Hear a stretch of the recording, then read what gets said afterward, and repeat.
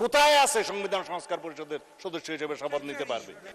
আগে সংবিধান সংশোধন হতে হবে। আমরা এই প্রস্তাব প্রত্যাখ্যান করছি, আমরা ওয়াকআউট করছি। ধন্যবাদ মাননীয় স্পিকার। মাননীয় বিরোধী দলীয় নেতা একটু যদি শুনতেন, হয়তোবা কিছু আশার আলো আসতে পারে, জানি না আমি কিছু। আচ্ছা, মাননীয় স্পিকার, দুইটা শপথ দিলে প্রথম শপথ তো অবৈধ হয়ে যায়, আর একটা শপথ আমরা তো নেই মাননীয় স্পিকার। ধন্যবাদ মাননীয় স্পিকার। এই বিষয়টা সংসদের প্রথম অধিবেশন থেকেই চলে আসছে এবং আজকে যে প্রস্তাব উপস্থাপন করা হয়েছে এটি প্রথম অধিবেশনেই মাননীয় স্বরাষ্ট্রমন্ত্রী উপস্থাপন করেছিলেন। সেই দিনই আমরা আমাদের অবস্থান স্পষ্ট ব্যক্ত করেছি। এরপরে এটা সঠিক যে কয়েক দফায় মাননীয় চিফ হুইপ স্বরাষ্ট্রমন্ত্রী মহোদয় আমাদের সাথে যোগাযোগ করেছেন, বসেছেন। আমরা আমাদের অবস্থান স্পষ্ট করেছি। আমরা কখনো বলি নাই যে আমরা নাম দেব সদস্যদের। আমরা কনসেপচুয়ালি এটাকে অ্যাকসেপ্ট করি নাই। আমরা বলেছি আমরা জাতির কাছে ওয়াদাবদ্ধ, যেমন ওয়াদাবদ্ধ ছিল বর্তমান সরকারি দল। আমরা নির্বাচনের আগে সবাই বলেছি গণভোটে হা বলুন, হা ভোট বিজয়ী হলে আমরা গণভোট বাস্তবায়ন করব, এর রায় বাস্তবায়ন করব। এবং এরই প্রেক্ষিতে আমরা দুইটা শপথ নিয়েছি, একটা সংসদ সদস্য হিসাবে আর একটা সংস্কার পরিষদের সদস্য হিসাবে। আমাদের দুইটা শপথই আমরা মনে করি বিদ্যমান আছে। সুতরাং ওইটাকে যদি বাইপাস করার জন্য এই কমিটি গঠন করা হয় তাহলে আমরা এই প্রস্তাব প্রত্যাখ্যান করছি। আমরা আমাদের আগের অবস্থানেই আছি। আমরা মনে করি গণতন্ত্রের দাবি হচ্ছে জনগণের মতামতকে মেনে নেওয়া। সেই মতামত 70% কাছাকাছি জনগণের মতামত। এই মতামত যদি এইভাবে 68.6%, এই মতামত যদি এইভাবে অবলীলায় শেষ হয়ে যায় তাহলে ভবিষ্যতে গণতান্ত্রিক এই পদ্ধতির উপর জনগণ আস্থা হারাবে না, শুধু বিদ্রোহী হয়ে উঠবে। আমরা মনে করি যে জনগণের এই অভিপ্রায় মতামতকে কোনোভাবেই অগ্রাহ্য অপমান করা উচিত হবে না। এই জন্যে তাদের প্রতি সম্মান রেখেই আমরা শুধু এই কমিটিতে অংশগ্রহণ করব না এটাই নয়, বরঞ্চ এই পর্বটা আমরা যেহেতু জনগণের রায়কে সম্মান করা হচ্ছে না তার প্রতিবাদে আমরা ওয়াকআউট করছি। ধন্যবাদ মাননীয় স্পিকার। মাননীয় বিরোধী দলীয় নেতা একটু যদি শুনতেন, হয়তোবা কিছু আশার আলো আসতে পারে, জানি না আমি কিছু। আচ্ছা জি, মাননীয় স্বরাষ্ট্রমন্ত্রী। ফর রেকর্ড, মাননীয় বিরোধী দলীয় নেতা ওয়াকআউট করছেন যে পয়েন্টে, সেটা তাদের বিবেচনায় সঠিক হতে পারে। তবে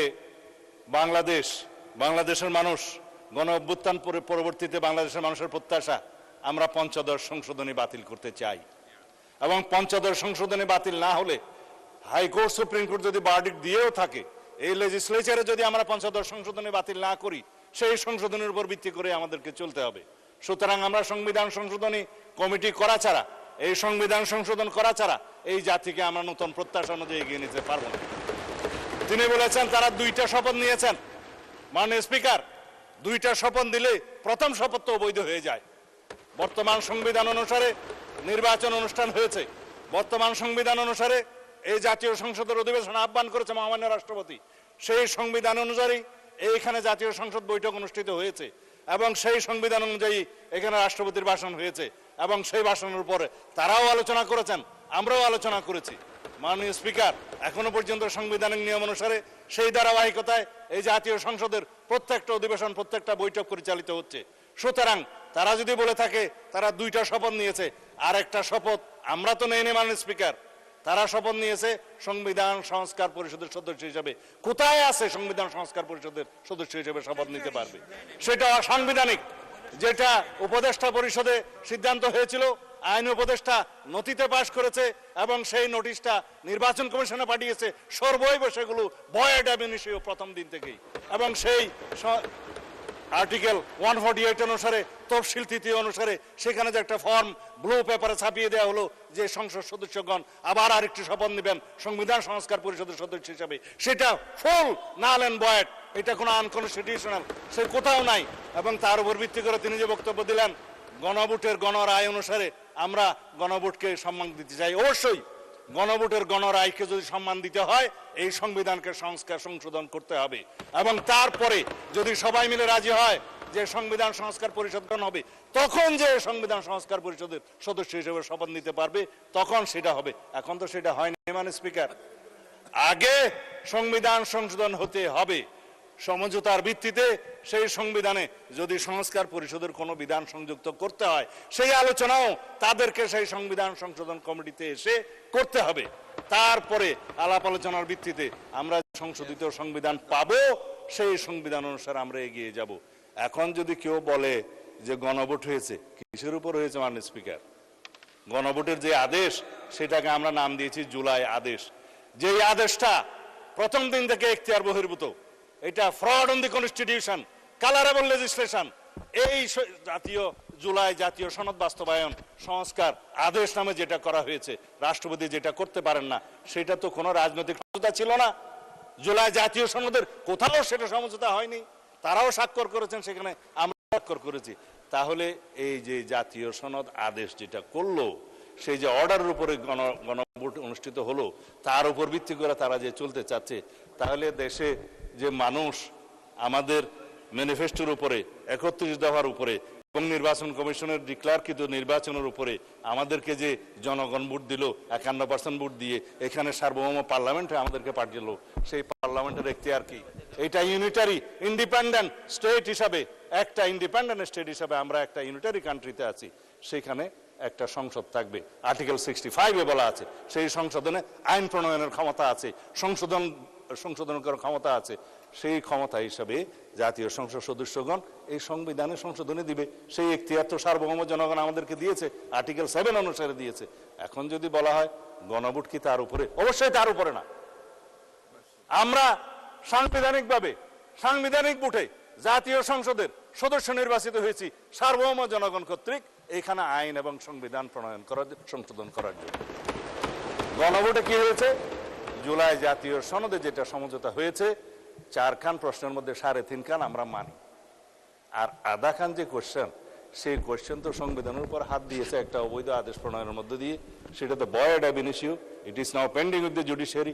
তারা কি বলে দেখি। তারপরেও যদি আলাপ আলোচনা করে আমরা এখানে জুলাই জাতীয় সনদের সবকিছু আমরা এখানে বাস্তবায়ন করতে চাই, এবং তার বহির্ভূতভাবে যদি জুলাই কি যেন সংবিধান সংস্কার পরিষদ গঠন করতে চায়, তারা সেই আলোচনা এখানে এসে করুক, সংবিধান সংশোধনী কমিটিতে করুক। আর না হলে পরে রাস্তায় গিয়ে সংবিধান সংস্কার পরিষদের কমিটি করলে তো সংবিধান সংশোধন না করে আমরা বসে থাকতে পারবো না।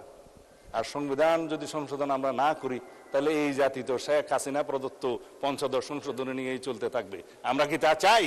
আমরা অবিলম্বে ইনশাআল্লাহ এই সংবিধান সংশোধনী কমিটি গঠন করা হয়েছে, আমরা বৈঠক করব এবং এই জাতির শ্রেষ্ঠ সন্তানদের সাথে আমরা আলোচনা করব, স্টেক হোল্ডারদের সাথে আলোচনা করব, জুডিশিয়ারির সাথে আলোচনা করব, আইনজীবীদের সাথে আলোচনা করব, সুপ্রিম কোর্ট বার অ্যাসোসিয়েশনের সাথে আলোচনা করব, আমাদের পত্রিকার সমস্ত সম্পাদক এবং ডিজিটাল আর প্রিন্ট মিডিয়ার সমস্ত সম্পাদকদের সাথে আমরা আলোচনা করব, অন্যান্য স্টেক হোল্ডার বুদ্ধিজীবীদের সাথে আলোচনা করব, সংবিধান সংসদ বিশেষজ্ঞদের সাথে আলোচনা করব, জুলাই জাতীয় সনদ প্রণীত হয়েছে যে সমস্ত রাজনৈতিক দল স্বাক্ষর করেছে তাদের সাথে বসে আলোচনা করব, সংসদে আলোচনা করব, বৈঠক করব, তারপর আমরা সুপারিশ প্রণয়ন করব।